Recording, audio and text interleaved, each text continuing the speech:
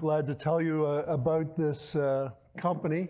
It's a new company, and I think those that invest now will do really, really well. This project, though, Nikolai, brings me full circle in many ways. I had my first career as a geologist with Inco, the big nickel mining company that was born in Sudbury, Ontario. And so I, back in the 1990s, was sent by Inco to Alaska to explore this exact site for large, massive sulfide nickel deposits. The targeting team in Sudbury had noted that the general setting of this area was very similar to the Norilsk area in Russia, which is probably the largest accumulation of nickel sulfides on Earth, even bigger than Sudbury. So I went about my business as a young geologist, exploring for 5 years here with a great team, and we found nickel, but it wasn't very high grade, and it wasn't enough to keep Inco interested. By that point, though, I loved Alaska, so I stayed, and I've spent the last 30 years exploring in this state. But I was very pleased to be able to get the mineral rights back and put it into this new company, Alaska Energy Metals. So I don't like to breeze by these too quickly. My group has established a reputation of doing what we say we're going to do and spending money wisely. Things don't always work out in mineral exploration, as you've known, but we do our very, very best. But why nickel and why now? Nickel's main use has always been stainless steel. Alloy a bit of nickel with iron, and it prevents it from rusting, and it's ubiquitous from sinks and appliances to pipes. It's all over the world. So that's the floor on nickel demand. But now there's a new use for nickel, and it's electric vehicle batteries. And in fact, in the average vehicle, there's 29 kilograms of nickel. And so you can imagine then that the demand for this very special metal is increasing very rapidly. So this is a chart from the United States Department of Energy, a U.S. agency that's very actively encouraging development of electric vehicles, and they predict that nickel and lithium will become quite critical in terms of risk of supply. And I think that's true, although I think nickel is going to be more critical even than lithium. I think the mineral exploration industry is doing a great job of finding lithium, and I think we're up to the challenge to get all the lithium we need for electric vehicles. But nickel is a metal that's really quite hard to find, especially in rich concentrations like the ores at Sudbury or Voisey's Bay or Norilsk. These deposits are really, really rare and difficult to find. So I think nickel will be an exceptionally in-demand metal. So on this slide, the yellow band represents a zone of sulfide mineralization in the ground. This is a map view looking down. And in 1997, I drilled some of these historical drill holes that are shown as the black dots. And after my 5 years of work in the 90s, others came along and drilled more holes.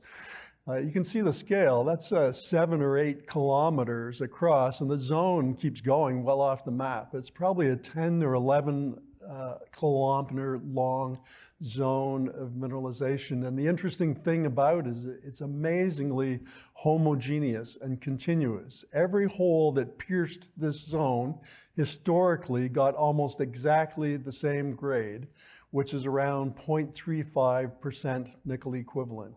So that's nickel plus the value of copper, cobalt, platinum, palladium, and even a little bit of gold.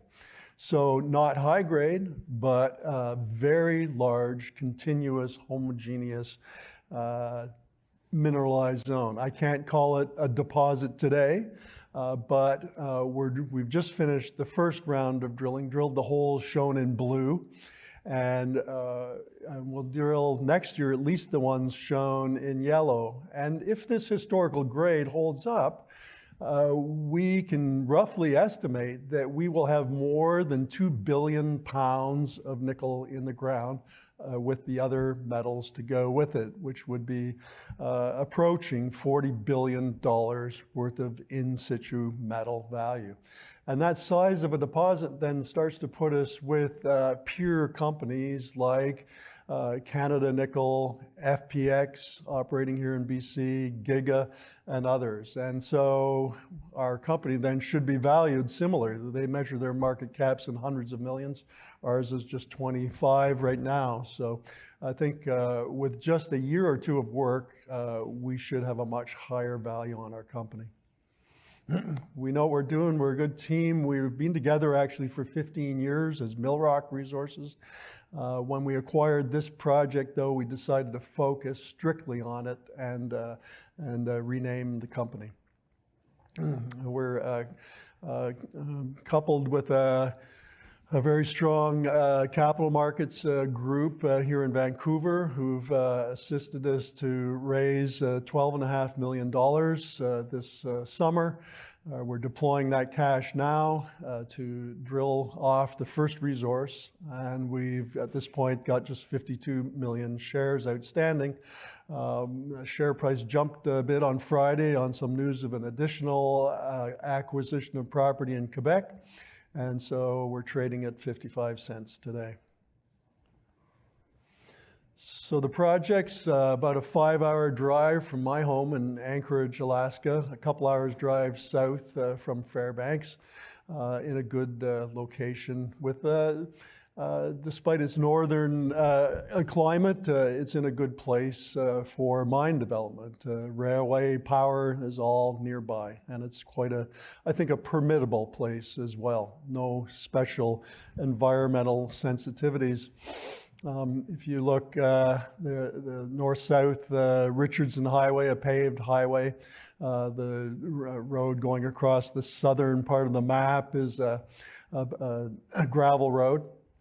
2 blocks of claims, Canwell Block and Eureka. Eureka is where we have the large low-grade mineralization, and you can see the blue line is a gravel road that leads very close and could be upgraded, and soon we'll be able to drive right to the project site. So a cross-section here, vertical slice through the earth. I actually drilled these 2 holes back in 1997. Honestly, at the time, they were a disappointment because we were looking for rich, massive sulfides. But what we intersected was disseminated sulfides. Very interesting, but not of a concentration of interest in the 1990s, but today, perhaps an ore body. So the central zone is higher grade, around 0.42% nickel equivalent within an envelope that's around 0.32, comes right to surface, and the entire zone on this section is 275 meters true thickness.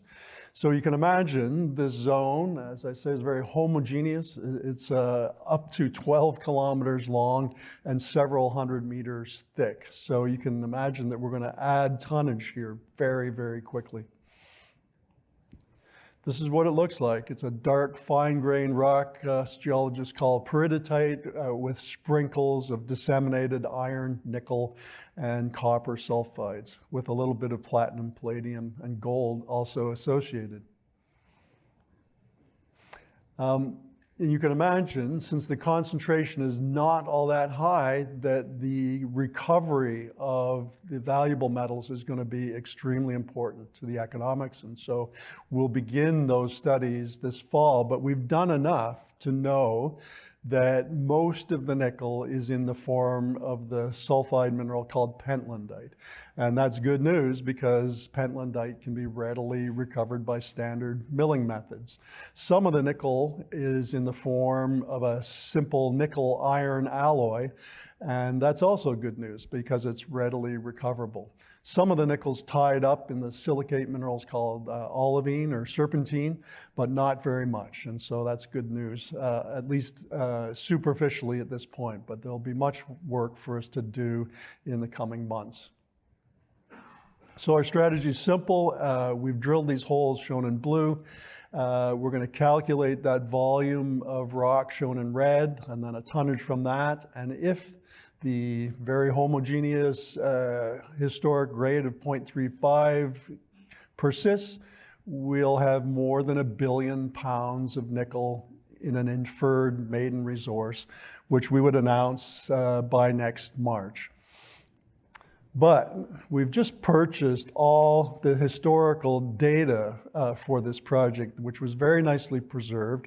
And you'll see the red circles there show places where the holes are spaced closely enough that we can immediately calculate 2 separate resources that themselves will likely contain around 1 billion pounds of nickel. And so we hopefully can publish this by late October and then update the resource in March of this year. So there's some serious catalysts here to increase our share price between assay results that will come out through the fall and 2 resource calculations. And again, if we do the same thing next year, we'll join those 2 resources up and we'll have several billion pounds of nickel in the ground.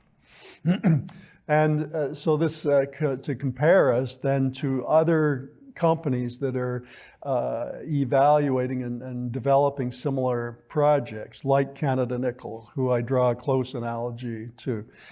So the green bar is the total contained metal in the deposit. Blue is nickel only. And so you'll see after just a little bit of drilling, we'll be up with our peers who measure their net their market capitalization in hundreds of millions. Canada Nickel is around 165 million right now. And I think we'll be able to catch up to them really soon. And for me, it's been gratifying to see Anglo-American come in on that project, an endorsement, not just of the project and the company, but of the overall notion that our industry will be mining deposits that are around 0.25% nickel. The black dot on this graph is the concentration or grade of these deposits. And I think of Nikolai as not being very high grade, but it's higher grade than a lot of our peers. And I think we have the potential to be a much, much larger deposit. So I think the value of our company will quickly move ahead. And so there's a saying that grade is king. And so here I am telling you about this great big low-grade deposit, but certainly there's still the exploration potential to find massive sulfide deposits like Norilsk. And this area really is like Norilsk in a lot of ways geologically, and there's signs of massive sulfide at surface with absolutely exceptional grade. And so we'll be exploring these various prospects that are right at surface. We've done that this summer and we'll drill them next summer.